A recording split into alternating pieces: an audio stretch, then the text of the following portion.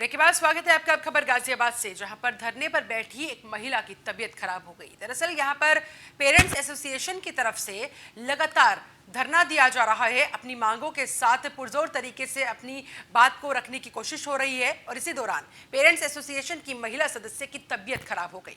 2 दिन से लगातार पेरेंट्स वहां पर भूख हड़ताल पर बैठे हुए हैं। एसोसिएशन के तमाम सदस्य वहां पर मौजूद है। दरअसल जिन बच्चों की फीस जमा नहीं हो पाई, उन बच्चों को ऑनलाइन क्लासेस स्कूल वाले नहीं करने दे रहे। उनकी भी ऑनलाइन क्लासेस होनी चाहिए, इसकी अनुमति की मांग के साथ ही 3 महीने की फीस माफ करने की मांग के साथ पेरेंट्स की तरफ से, बाकायदा एसोसिएशन के तमाम मेंबर्स की तरफ से यहाँ पर धरना दिया जा रहा है, भूख हड़ताल की जा रही है। और इसी दौरान भूख हड़ताल के समय एक महिला सदस्य की, एक पेरेंट्स की यहाँ पर तबीयत खराब हो गई। अभिभावकों की मन की बात क्या है, अभिभावक क्या चाहते हैं, बाकायदा बार बार ये उच्च अधिकारियों तक, संबंधित अधिकारियों तक पहुंचाने की कोशिश के साथ 2 दिनों से भूख हड़ताल पर बैठे हुए हैं। अभिभावक संघ लगातार अपनी मांगों पर अड़ा हुआ है। इनका कहना है कि इनके बच्चों की 3 महीने की फीस माफ होनी चाहिए और साथ ही जिन बच्चों को फीस जमा ना करवा पाने की स्थिति में ऑनलाइन क्लासेस से उनको मना किया गया है, उनको वापस से ऑनलाइन क्लासेस की अनुमति मिलनी चाहिए।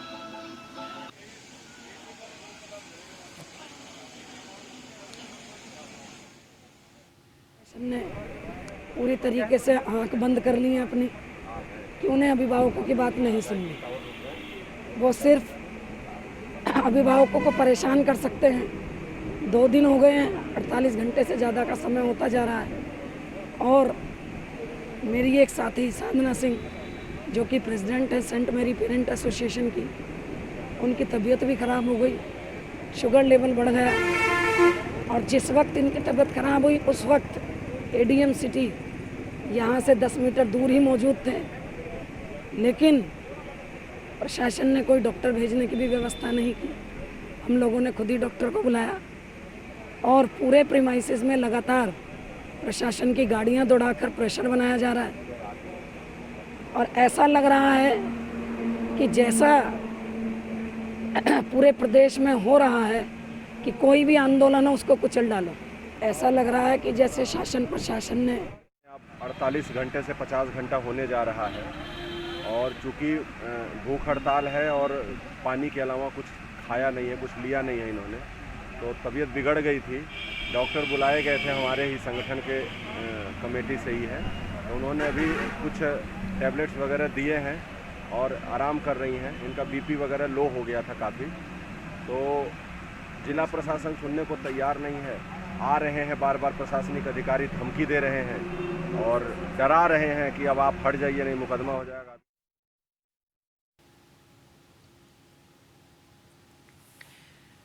शिवम गौतम हमारे साथ, हमारे संवाददाता इस पूरी खबर पर और ज्यादा बातचीत के लिए लाइव जुड़े हुए हैं, उनका रुख करते हैं। शिवम, 48 घंटों से ये पेरेंट्स एसोसिएशन के तमाम सदस्य यहाँ पर भूख हड़ताल पर बैठे हुए हैं, बिना कुछ खाए पिए वहाँ पर अपनी मांगों के साथ अड़े हुए हैं। जिला प्रशासन आखिर इनकी सुन क्यों नहीं रहा है? बल्कि जिस तरह से पेरेंट्स को अभी हमने सुना, कह रहे हैं कि ऊपर से हमको धमकी दी जा रही है कि यहाँ से हट जाइए। फिलहाल आगे अब क्या होना बाकी है? प्रशासनिक अधिकारी आखिर कब जागेंगे? क्या किसी अनहोनी के इंतजार में वो लोग बैठे हुए हैं? अभी तो तबीयत बिगड़ी है, अगर कल को किसी की जान पर बन आती है तो फिर कौन जिम्मेदारी लेगा? देखिए, गाजियाबाद में आज भूख हड़ताल को तीसरा दिन है। अपनी मांगों को लेकर गाजियाबाद पेरेंट्स एसोसिएशन लगातार भूख हड़ताल पर बैठी हुई है। हमारे साथ बातचीत के लिए पेरेंट्स एसोसिएशन के लोग मौजूद हैं, उनसे बात करेंगे कि अभी तक क्या डिस्कस हुआ है। मैम, तीसरा दिन हो चुका है, कल रात भी आपके एक साथी की तबीयत बिगड़ी थी। बड़ा सवाल ये होता है कि अधिकारियों की लापरवाही कि उन्होंने डॉक्टर टीम तक नहीं भेजी। कल जब एडीएम सर कुछ बात करने आए थे, कोई राहत की बात नहीं थी उसमें। सिर्फ उन्होंने कहा कि एक लेटर ड्राफ्ट बना दिया गया है आप लोगों के लिए और वो आपकी मेल पर पहुंच जाएगा।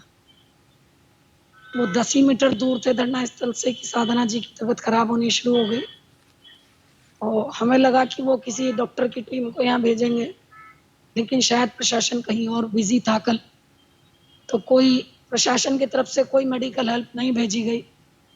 हम पेरेंट्स के बीच में ही जो डॉक्टर्स हैं उनको हमने कॉल किया, उन्होंने उनका शुगर लेवल वगैरह चेक किया, मेडिकेशन किया। स्वेलिंग काफ़ी थी उनके चेहरे पे कल, अब थोड़ी राहत है। कहीं ना कहीं गाजियाबाद का जिला प्रशासन किसी बड़ी अनहोनी की आशंका जता रहा है कि अभी महज तबीयत बिगड़ी है, कल भगवान न करे कल की किसी जान पर बना है तो क्या होगा? आखिर प्रशासनिक जिम्मेदार क्यों नहीं हो पा रहा है, क्यों नहीं मांगे सुन रहा है? पता नहीं, मुझे भी ऐसा लग रहा है कि प्रशासन शायद चाह रहा है कि ये तीनों ही महिलाएं यहाँ से स्ट्रेचर पर जाएं, हमारे बच्चे रोएं। प्रशासन नहीं सुन रहा, नहीं कुछ कर रहा है, जबकि प्रशासन के हाथ में है करना। डीएफआरसी को पावर है, उन्होंने सिर्फ एक लंबा चौड़ा चिट्ठा निकाल दिया कि हम आपकी दो मेन मुख्य मांगों को शासन के लिए भेज रहे हैं, शासन जो जवाब देगा वो होगा। अब शासन तक जो चीजें भेजी जाती हैं वो टालने की बातें होती हैं। आजकल इतना हाईटेक जमाना है, मोदी जी, हमारे योगी जी इतने सोशल मीडिया पर एक्टिव हैं। क्या लखनऊ में बैठे प्रमुख सचिव से कोई आदेश देने के लिए 1 महीना 1.5 साल इंतजार करना पड़ेगा? क्या इसमें टेली कॉन्फ्रेंसिंग, वीडियो कॉन्फ्रेंसिंग नहीं हो सकती? यहाँ भी तो डिजिटल इंडिया का काम होना चाहिए ना।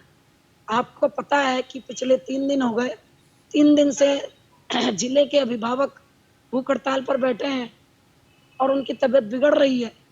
कल सुनने में आया कि कानपुर में एक पेरेंट्स ने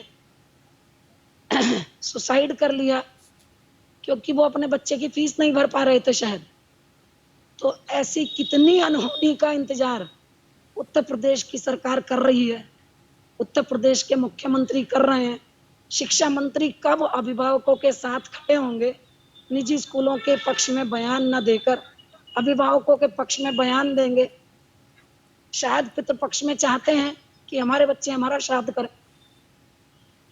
गाजियाबाद के जिला अधिकारी ने 3 स्कूलों पर जुर्माना लगाते हुए कार्रवाई की बात कही है। आप लोगों को किस तरीके से देखते हैं इसको? वो सिर्फ आनंद फानन में ये दिखाने के लिए कि हम कुछ कर रहे हैं। जिन स्कूलों के ऊपर 1 लाख रुपए का जुर्माना लगाया, उनकी लड़ाई पेरेंट्स 3 साल से लड़ रहे हैं। पेरेंट्स कोर्ट तक में है। पिछले 3 साल से वो पेरेंट्स जयपुरिया के बेचारे हर 15 दिन बाद डीआईएस के ऑफिस और डीएम के यहाँ आते हैं। 7 महीने पहले नोटिस इश्यू हुआ था, तब कार्रवाई क्यों नहीं हुई? और जिस स्कूल के पास करोड़ों का टर्नओवर है, उसके ऊपर 1 लाख रुपया जुर्माना लगाकर क्या दिखाना चाह रहे हैं आप? पेरेंट्स के साथ भद्दा मजाक कर रहे हैं, बेवकूफ बनाना चाह रहे हैं आप इतने स्कूलों पर। और जिन पे आप पहले जुर्माना लगा चुके हैं, उन्होंने नहीं दिया, वो आपके खिलाफ कोर्ट में चले गए, उनके ऊपर आपने क्या किया? पिछले जो डीएम थी ऋतु महेश्वरी जी, वो लगभग 20 स्कूलों के डिसीजन देकर गई थी। हमारी मांग ये थी कि जिन स्कूलों के ऑलरेडी डिसीजन है डीएफआरसी के द्वारा निकल चुके हैं और उन स्कूलों पर करोड़ों का सरप्लस दिखाया जा रहा है, तो क्या डीएफआरसी उन स्कूलों से भी नहीं कह सकती कि आप फीस माफ कर दीजिए और अपने टीचर्स की सैलरी इसमें से दें? डीपीएस इंदिरापुरम के लगभग 40 टीचर स्कूल ने निकाल दिए, पूरे जिला प्रशासन को नहीं दिखाई दिया, लेटरबाजी ही चलती रही। स्कूल को नोटिस, स्कूल से इनको जवाब, लेकिन वो टीचर आज भी घर बैठे हैं।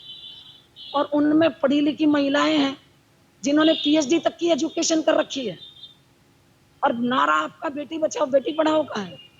स्कूल फीस ना जमा करने की वजह से ऑनलाइन क्लास से वंचित कर रहे हैं। बच्चियां परेशान हैं, छोटे छोटे बच्चे परेशान हैं कि हमारी ऑनलाइन क्लास नहीं हो रही। लेकिन क्या एक सख्त आदेश इस बारे में भी नहीं दिया जा सकता? क्या इस महामारी में जो 150 साल बाद विश्व में आई है, उससे पहले कभी 100 साल पहले आई होगी, हमने तो अपनी उम्र में नहीं सुनी। क्या ऐसे महामारी के समय में अगर प्राइवेट स्कूलों की 3 महीने की फीस माफी का आदेश दे दिया जाएगा तो क्या कुछ जलजला आ जाएगा? वहीं पुलिस प्रशासन और जिला प्रशासन की बात की जाए तो क्या दबाव भी बनाया जा रहा है आप लोगों को भूख हड़ताल खत्म करने के लिए? दबाव तो लगातार बनाया जा रहा है। डीआईओ सर आते हैं, ये हो जाएगा। डीआईओ सर का खुद का कहना है, आप समझते हैं हमारे ऊपर भी ऊपर से प्रेशर है।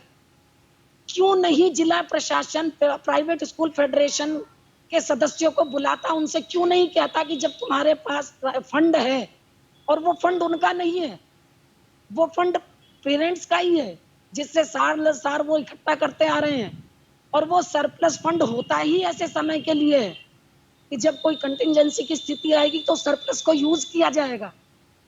तो शायद प्राइवेट स्कूल इस कोरोना महामारी से भी बड़ी किसी आपदा का इंतजार कर रहे हैं, या शायद उस फंड का इस्तेमाल देखा जाता है कि ऐसी भूख हड़ताल के बाद बस आश्वासन दे दिया जाता है। अब आपका अगला कदम क्या होगा? किस मोड़ पर आप इस भूख हड़ताल को ले जाएंगे? आश्वासन तो हम पिछले लंबे समय से खूब सुनते आ रहे हैं, लेकिन ये जो सिस्टम की जो परिभाषा बदल गई है ना, आश्वासन देने का काम सरकारी अधिकारियों का नहीं होता है। सरकारी अधिकारियों की कलम चलनी चाहिए।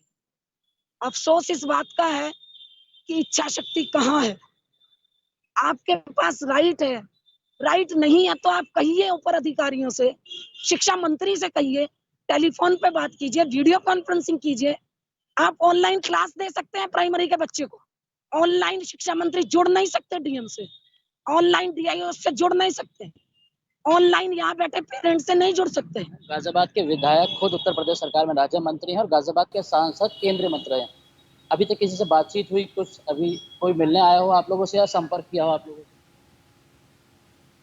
मेरी आंखें खुद झुकती हैं ये कहते हुए कि गाजियाबाद में हमने जो बैठे हैं अभिभावक, राज्य मंत्री भी दिए, सांसद भी दिए, 5 विधायक भी दिए, और जब 2018 में वाकई में इन तमाम पेरेंट्स की व्यथा दिल दहला देने वाली है। वाकई में ये जिस परिस्थिति से गुजर रही हैं, जिस तरह से 48 घंटों से ये भूख हड़ताल पर बैठे हुए हैं और इनकी कोई सुनने के लिए तैयार नहीं है, ऐसे में समझा जा सकता है कि किन मुश्किलातों का ये सामना कर रहे हैं। अब जरा एक आखिरी सवाल आपसे मैं ये करना चाहूंगी कि अब 48 घंटे हो चुके हैं भूख हड़ताल को, कोई जवाब नहीं मिल पा रहा है। लेटर ड्राफ्टिंग की बात करके कहीं ना कहीं सिर्फ मामले को रफा दफा करने की कोशिश हो रही है कि किसी तरीके से इस भूख हड़ताल को खत्म कर दिया जाए, उसके बाद आगे का आगे देखेंगे। अब आगे क्या कुछ होने वाला है, कब तक ये यूं ही बैठे रहेंगे, क्योंकि अब तबीयत खराब होनी शुरू हो गई है। भगवान न करे किसी के साथ कोई अनहोनी हो जाए। देखिए, जिला प्रशासन और पुलिस प्रशासन लगातार इन लोगों पे दबाव बना रहा है कि किसी भी तरीके से ये भूख हड़ताल खत्म हो जाए, क्योंकि गाजियाबाद में ये तीसरा दिन आज भूख हड़ताल का है और एक महिला साथी की तबीयत भी खराब हो गई है। इन लोगों से जानेंगे कि अगर ये भूख हड़ताल मैम खत्म करने के लिए लगातार दबाव तो बनाया जा रहा है, आपकी अब असली मांग क्या है? किस मांग के बाद ही आप लोग यहाँ से उठेंगे? जब तक डीएफआरसी, डीएम, डीआईओएस, सचिव, शिक्षा मंत्री, राज्य मंत्री, मुख्यमंत्री, चाहे मोदी जी, जिसको भी ये अधिकार है शिक्षा के मुद्दे पे बोलने का, क्योंकि यहाँ होता क्या है, यानी कि शिवम कुल मिलाकर अब आश्वासन से काम नहीं चलेगा। अब ये पेरेंट्स कार्रवाई की मांग कर रहे हैं और जब तक कार्रवाई नहीं होगी तब तक ये हड़ताल जारी रहेगी। चलिए, बहुत शुक्रिया आपका शिवम गौतम हमारे साथ जुड़ने के लिए, इस पूरी जानकारी के लिए, इस पूरी बातचीत के लिए। इसके साथ फिलहाल यहाँ पर वक्त एक बहुत छोटे से ब्रेक का। जल्द होंगे हाजिर कुछ और खबरों के साथ।